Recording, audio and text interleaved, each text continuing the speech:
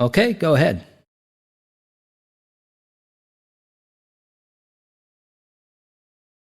I met someone on GlobalNet. What? You met someone?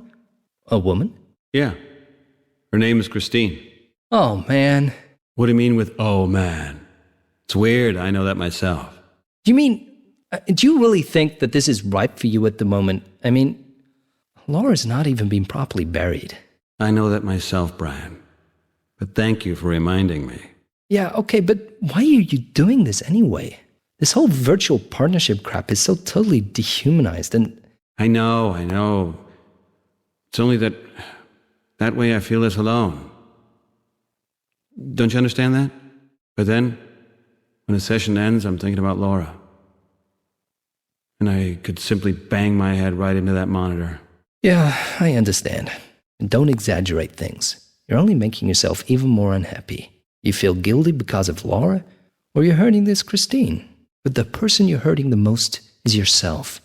And you're alone either way. And that's a load of crap. You're probably right. Come over to Jenny and me instead. We'll cook something, play a few rounds of Space Hunt, with some real people for a change. Yeah, that would be really nice. Promise me that you won't go take up these chats again and come over to us instead. I can't promise you that. Why can't you? Has it already gone that far? No, but I just feel... Attracted to her? That's not it. Understood by her? More like that. What are you doing, man? Well, then I guess see what happens. Maybe we'll take your mind off things. But you have to come over for dinner, otherwise Jenny will probably get this nervous rash, and you really don't want that to happen. Oh, of course not. Okay. I'll try to stop by in the next few days. But not before I poured some beer of my own catalog furniture first. I promise. Okay. Jenny will be so happy to have you over again. You can spill beer on our sofa again, like you do every time. Thanks, Brian. You're a real friend. Yeah, I know. There's something else. And how's Jenny doing? Well, she's happy. Having a pool is her lifelong dream. It doesn't matter that I had to sell my soul in the next 30 years of hard work to Mr. Greenberg. His collection of souls has to be enormous by now. Yep, only the devil himself has more. But really, Jenny's on cloud nine, and I sit by the pool and feel like a king. I dip my feet in the water and think to myself, hey, not bad for an... Ex-con and former hacker. Shh! Are you mad, man? Be quiet. Mr. Greenberg must never know about that. You idiot. Did you actually tell Jenny in the meantime about your past? No, I just haven't got round to it. Not yet. I'm going to, for sure. At some point, you have to come clean, Brian. I'm sure she won't bite your head off. At least not right away. I'm not so sure about that. Hey, you know how brutal the cops can be sometimes. Yesterday, the police was at my apartment building. Cool. And they let you get away? They came from my neighbors, and they arrested a man. And that's what the police do. That's what they're there for. Or have I misunderstood something? His wife asked me to help her, dealing with the authorities and stuff like that. The wife of the guy they arrested? That's exactly what I said. You said no, of course, right? I said yes. Great. Why do you always do things like this? Where's it going to end? And who knows what this guy's been up to? I mean, what has he been up to? No idea. The whole thing seems to be kind of strange. Something strange. That sounds really great, man. Listen, today you're making a few calls for his wife. Tomorrow you'll be hiding drugs in your apartment. And the day after that you'll be in trouble yourself. I think now you're painting everything just a little bit too black. I've had experience of this sort of thing. So you think I should stay out of it? Of course. I don't understand why you even want to get involved in something like this in your situation. Okay. Thanks a lot, man. I think we both have to get going, right? Yeah, I think so too. All right then. See you in a bit.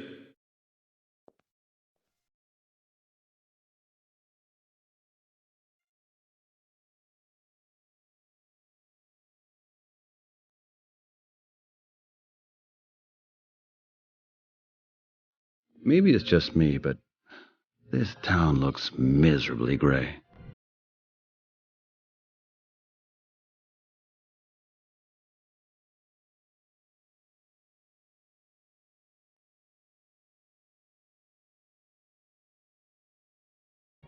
this leads to the network control room. In other words, Bill's big playroom. He's the only one allowed in there.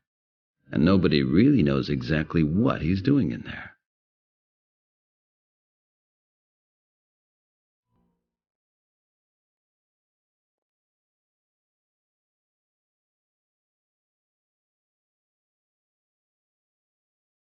Hey, right. Back again.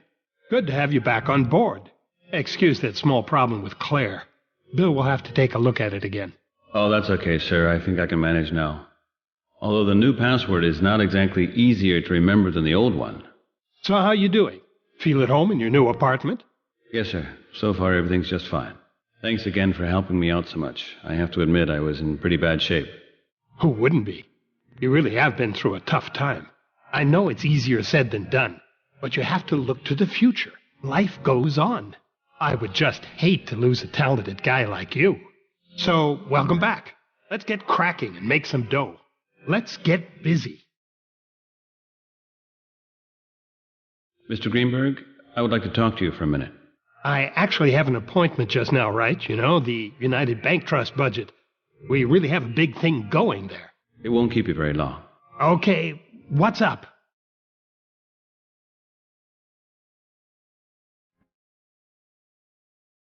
May I ask you something personal?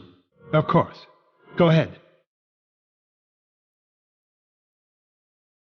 How are Fiona and the kids? Everything fine? Great. They're doing just great. Fiona's on vacation as we speak. At first, she wanted to accompany Walter's wife, who managed to get a free ticket for Lunar 5, but it didn't work out. Mr. Winter is on Lunar 5? No, he's in Beijing, because of the United Bank Trust negotiations. Only his wife Helen is there. And Jason? Jason has become a real math genius. He's doing great at school now and getting straight A's. Your idea with the extra tuition really paid off. That young teacher, the one you recommended, what's his name again? What? Oh, the teacher, Ashcroft. Peter Ashcroft. Ashcroft, yeah.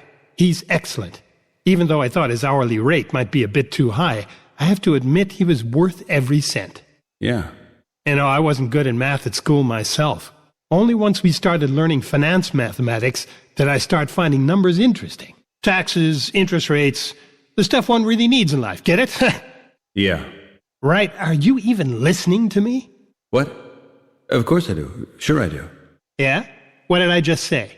I'm sorry, sir. I was lost in thought. I notice you're not completely back on track. Oh well, it'll get better. I have a sleeping problem lately. It totally wears me down. That's normal, knowing what you've been through. What could I do to improve that? Got some advice for me? You're asking the wrong guy. I only sleep about 4 hours every night. Maybe you should try some relaxing exercises. Or check out what Cubichem has to offer. I don't take that stuff. Well, then you're missing out. The human body is nothing more than a machine. It works at your command, if you know where the switches are. Cubichem's products know where those switches are. Just take 4, sleep 3 at night, and I assure you, you'll sleep like an angel for 4 hours. You'll wake up feeling like a new man, and that's without an alarm clock. I was always convinced that I could handle everything without using any of these designer drugs. Hey, designer drugs? What are you talking about? Are you calling me a junkie, right? Of course not. What I meant was that sleep should come naturally. Why? What's natural about our jobs? What's natural about our lives? Our bodies have just been constructed wrongly in certain parts. Come on, help your body along and you'll discover the spirit will automatically follow. You told me once that Fiona hasn't been feeling well for quite some time. Oh, yes, but that was long ago and fortunately over with. It was about her miscarriage, right? Huh? How did you know that? You yourself told me that. I did? Oh, well, that's possible. But I really don't want to discuss this right now. You probably have a lot to do, right? It's just that because I'm kind of feeling the same thing. At least I think so. And I thought you might be able to give me some advice how you and Fiona managed to get over it. I can't really say much, right? We were really very sad, and it took a whole lot of time. So, discussion closed. You're going to get me down, and I might start having really depressive thoughts. Sorry. Didn't mean to. Of course. Sir, I'm sorry, sir. I shouldn't have reminded you of that. There is another question. I just have a few business-related questions. Go ahead. Regarding the campaign concept, I'm not completely up to date. Would you mind bringing me briefly up to speed, especially when it comes to our most recent campaign work? Oh, yeah, certainly. The campaign is still running through phase 1 at the moment. Bill and Brian have spent the last week mainly developing the graphics for the new slogans. You'll be glad to hear that we've included one of yours. Yeah, that's great. Did you start the tests already? At the moment, we're running some test displays in the suburbs, and we're busy collecting responses from our target group. The figures are pleasing. We're getting a huge amount of feedback. And how's the feedback from the liaison office? Well, you know how these guys from liaison office are. They mechanically work through each questionnaire, parameter by parameter. They constantly inquire about our consent quotes, send us checkup inquiries, and write silly memos for further strategies. Yeah, I saw some before I took my little vacation. Seems to be pretty damn important to them. I think it's the most important election since the handwriting case, and these guys are now starting to behave really obtrusively. You promised the liaison office that this proposition would pass? Of course. Having any doubts, right? Well, it's just that you can't market a plebiscite about an important political issue like, let's say, a chocolate bar. That's what you say. I say politics must be marketed like a chocolate bar, by exploiting emotions. Eat a Choc Shock, and women start throwing themselves at you. Take Mood 3, and women start throwing themselves at you. Drink a Crown's ultralight diet beer, and you'll see... Women start throwing themselves at you? Exactly. Because I'm drinking beer? Not because you're drinking beer, right? Women are throwing themselves at you even though you're drinking beer. Because you're staying in shape and not getting wasted. Because it's Crowns. Pure enjoyment without regrets. Success through consumption. That's our motto. Okay. And what does all this have to do with our campaign? Our campaign, right, is aimed at the biggest emotion ever. Anxiety. We have a product called security. And our customers are not the fat or lonely or young or the aged, but the anxious. All of us suffer from anxiety. So we need security. And we'll buy it. It doesn't cost us any more than checking a box at one of the election terminals. Sounds pretty damn good. Sure thing. You know what? That was an extract from the pitch that won us the account. Too bad I wasn't there too. So now we should run this campaign by raising their anxiety? But during the last meeting they said we should create a warm and friendly atmosphere. Kind of like we did in those cozy Lunar 5 spots. Oh, we changed and modified it a bit, right? We had the opportunity, we just had to react. The opportunity? Yeah, of course. People are scared. They don't feel safe. And the bomb campaign is strengthening that unsafe feeling. It could hardly get any better for us. And that spectacular plane crash gave us another huge push. Oh, forgive me. So sorry, right. I took the more professional view and forgot about the human side. No problem. No, really, right. I am sorry. I am really sorry. Of course it's not lucky for us that your family, that's not what I meant to say. Really not. It's okay. We're all professionals.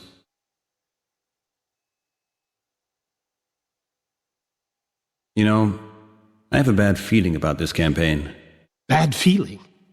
What do you mean? Are you scared of the terrorists? Oh, come on, right. Don't you worry about that. This bomb campaign will be over as quickly as a hailstorm. We shouldn't let these guys get to us. That's not what I meant, sir. What I mean is, it's possible we're working on something that's a couple of sizes too big for us. Oh, no, come on, right? This is the account of our lives.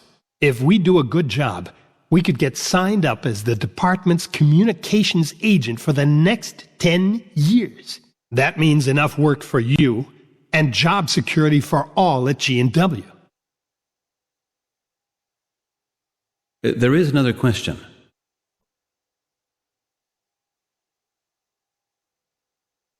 How did Brian and Bill get along in the meantime? Without you, you mean? Oh, really great. We almost forgot you were gone. Is that right? Hey, just kidding, right? Just kidding. You know what Bill and Brian are like. You were hardly gone when the quarreling started. Those two work really hard, each on his own, but they're only good team players when you're around.